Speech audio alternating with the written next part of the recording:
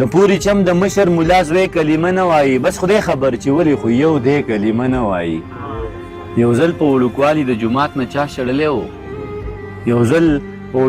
د جومات نه چا شړلی و د کونډې زوی زلمی شو خو زلمی کلمه نه وایي مننه و نظم درته یم د دې نظم عنوان دی ډمه دا به تاسو نه یې اورېدلی دا ما په دغه کې لیکلی و یونیورسټي کې چې لیکلی و 2003 چې بېګا مې ډمه ولیدله لکه ګل به ځلېدله پرورو به ګډېدله بېګا مې ډمه ولیدله لکه ګل به ځلېدله پرورو به ګډېدله نرۍ شونډې یې پاڼې ښکلی مخې یو کتاب و د شپې توره تیاره کې لکه شمه بلېدله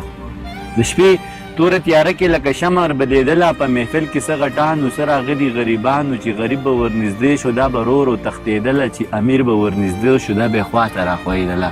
چا شراب وسکو نشه شو چا د چرسو لوګی راښ که زه هم محفل کې ناستم د مستۍ نه ناخبره عجیبه شان سوچ کې پروت وم ما ویل دا به د چا خور وي چې د چا غېږ کې ګډېږي دا به هم د چا بچی وي د حیا څادرې شلېږي یا خو ډېره د بېوسه چې محفلو کې ګډېږي یا یې سر باندې څوک نشته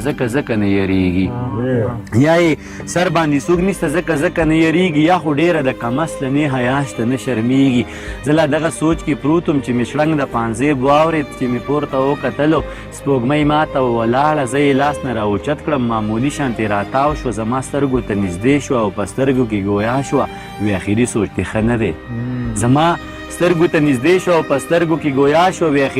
دې ښه نه دی زه حیا لرم شرمېږم خو مجبوره یم ګډېږم ته زما نه څه خبرې چې له کوم حالت تېرېږم دا منمه چې خدای شته دی زه پې هم ډېره یریږم زه هم د چا غیرت یم په دې هم ښه پوهېږم خو زه هېڅ کولی نشم چې زه ډمه یم ګډېږم زما ډېره بېوسي ده ځکه هره شپه خرڅېږم خو بس تا ته دومره وایم چې محفل کې ګډا بس کم نو بیا ټوله شپه ژړېږم دا یې ووی او موسکی شوه او نرۍ اوښکې یې توی کړې زما هم زړه ټینګ نه شو د سماج نه یې ګیله وکړه اوښکې بیا مې مېلمنې شوې د بڼو په سر ډېوې شوې د محفل نه را روان شوم او د ځان سره ګویا شوم ما وی دومره لوی جهان کې د چا دومره هم ځای نشته